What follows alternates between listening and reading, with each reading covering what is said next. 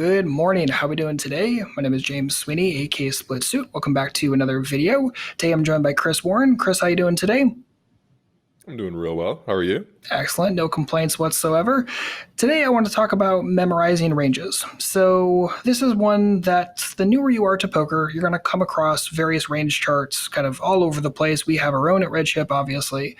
But how do we memorize them and make usage out of them? So if you're given a range chart, how do you personally start memorizing this and start saying, okay, this is how I can memorize this stuff, put it deep in my poker brain, and actually use it at the tables rather than it just being like this petrifying amount of hands to try to memorize, which can be quite difficult and tricky.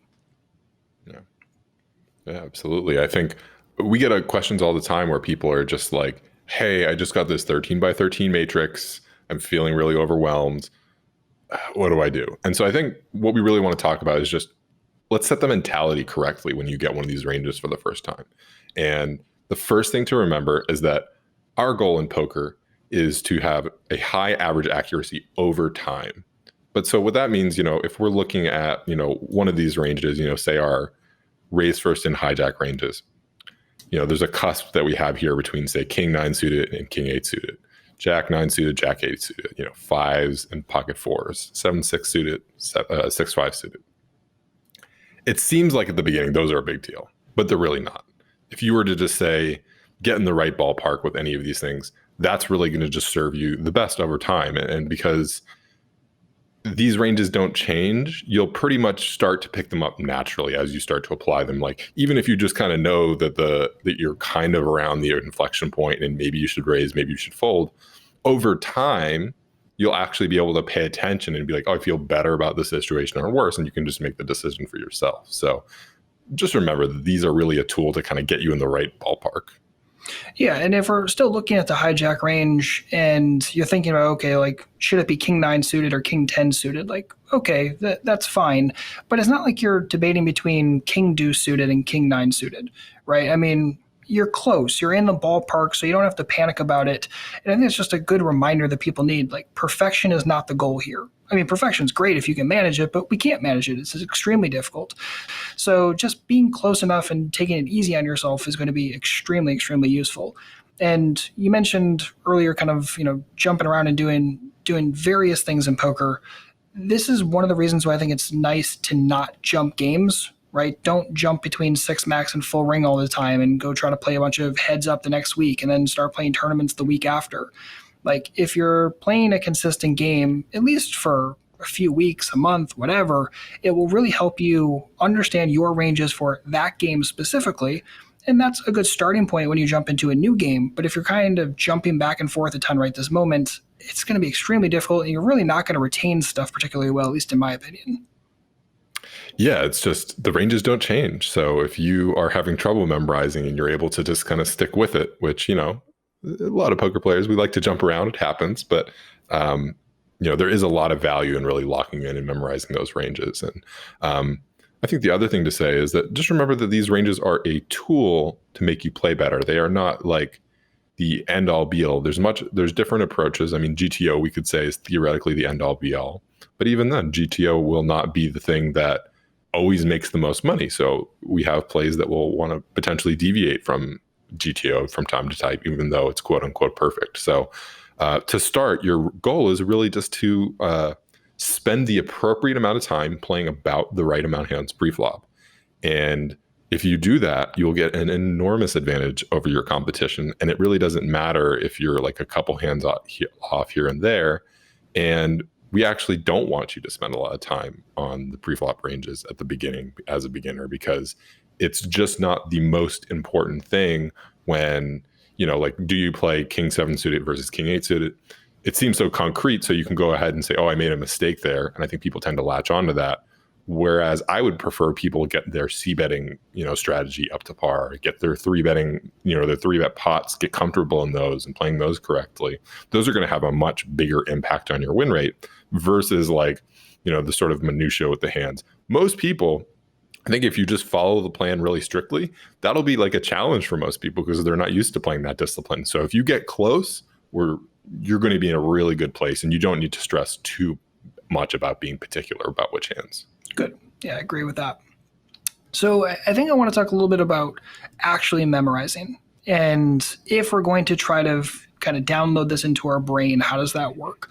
So if we're just looking at the hands in red from the hijack, and these are all kind of like the default baseline, these are the hands you open raise for sure. And the yellows are kind of the optionals if you're a little more comfortable post flop. If you're not super comfortable post flop, stick to the red. Never going to go that far wrong with it, but the yellows are more optional. But if we're just looking at the red hands for a moment and thinking, okay, how can we memorize these? The way that I think about it is I try to memorize the bottom of those ranges. So in this situation, we have fives as the lowest pocket pair. So in my head, I say, okay, fives plus from the hijack is what I'm doing. And then I look at the same thing from a couple of the other major points. So those would be suited connectors, kind of your worst ace-x hands, your worst Broadway hands, and go from there. So that way I'm not trying to memorize like 40 or 50 different unique hands. I'm just saying, okay, fives plus, ace jack off plus, and ace deuce suited plus. Like, gets me in a ballpark. I know if I'm raising ace deuce suited, I'm probably almost certainly raising king 10 suited. So I'm able to do that. And then I know, okay, there's some suited connectors in there. So 7-6 suited is the bottom, and a couple of suited gappers on the top side. And then before you know it, I'm pretty much in the ballpark. And you can remember that 9x suited is in there as well, right? So 10-9 suited, jack-9 suited, etc. So instead of trying to memorize 50 unique hands, I'm memorizing like 5. And again, I'm in the ballpark. So if I accidentally only go 6s plus from the hijack, it's not the worst thing in the world. But I have a much, much better ballpark, a much easier ability to commit it to memory rather than just saying, this is scary, no thank you. Like that's not the point. You don't want to do this. It's just going to completely bork your entire preflop strategy if you try to say, I'm going to have no starting point whatsoever. And I think there's actually another stacking trick that I think almost everyone uses, and that's this concept of what are the hands I would play from any position. So if we compare the hijack to our under the gun range in the 6-max game, we would see that, we're raising ace queen offsuit 100% of the time. So you don't really ever have to remember, well, okay, I'm raising ace queen offsuit from any position. It's just you're always open raising it. Similarly, 7s plus and ace-9 suited plus and 10-9 suited plus, right? So those locked in hands, you actually aren't, like you said, remembering that many hands. You're only remembering the hands that are kind of like in the discretionary zone. And that really, this is a tool to help you kind of limit the things you're actually trying to remember. And at the end of the day, like the thing you can kind of remember is that you're taking a core set of core range, and then you're just adding like a couple percentage points per position, essentially. You'll add quite a few percentage points from the cutoff to the button. But at the end of the day, you just know, at each position, I'm raising a little bit wider. That's it. That's it. And then that's actually why it's really nice to take these ranges and just kind of scrub through them really quickly. So you can see like, okay, for every position, right, if we're looking at 7s as kind of the bottom point of under the gun for the red hands, scroll down, we're in the hijack, and all of a sudden it's down to 5s. From the cutoff, scroll down, it's down to 4s. And from the button, deuces plus. And you could do the exact same thing by watching all of those kind of cusps and just watching how many extra combos kind of get added on each of the cusps. It can be a very, very helpful trick for getting this stuff committed to memory.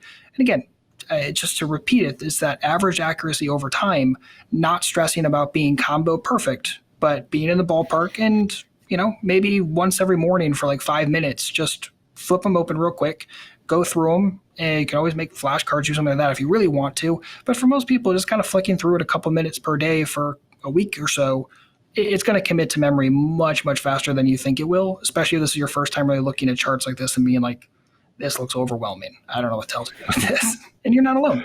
Well, yeah, and it's so important to remember that poker is hard, right? By taking this step and using a tool like core ranges, you will basically be ahead of the competition. I mean, in a small stakes game, people are not following a plan like this the overwhelming majority of the time. So, like if you have a little bit of challenge with it, that is sort of appropriate, right? Because this is what's going to be kind of the distance between you and the competition potentially. And, just understand that like, as poker players, maybe you listen to some more advanced poker content, there is a level where memorization probably starts to become more important, but that's not really for you as a beginner. Like at the end, do you want to know your exact GTO 3-bet range?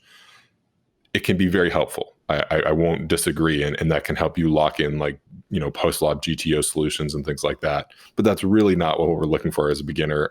So when you do hear people spending a lot of time on memorization, that's why it does come up, and it may be more relevant in the future. But to start, really just like lock yourself in, get that plan going, be able to consistently execute it. There's so many people who kind of take a look at the core ranges and they're like, oh yeah, I got it.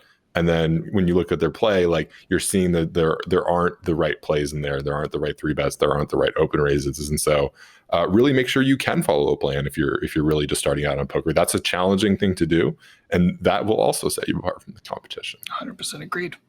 Excellent. So I think we kind of hammered this one. Do you have any last minute thoughts on this? I'm all set. I think we set everyone up and we want to see everyone succeed. But remember, like pre-flop is just a small portion of the game. And try and make sure you're covering all the important points with 3-betting and c-betting and all that type of stuff. Exactly right. Perfect. And again, don't get caught up on thinking you have to be perfect. Close enough is going to be totally, totally useful, especially when you're playing in smaller games where your opponents are nowhere close, not even to perfect, but not even close to really using good ranges at all. This will just be a massive, massive boon to your preflop strategy. So spend a little bit of time with it. It will get memorized over time. Just don't beat yourself up if it's not perfect today. It's not the point at all. Awesome. Well, thank you so much, Chris, for hanging out today. As always, if you need anything at all, please don't hesitate to let us know, or you can always catch us on Discord, redchippoker.com/Discord to join us. Meantime, good luck out there and happy grinding.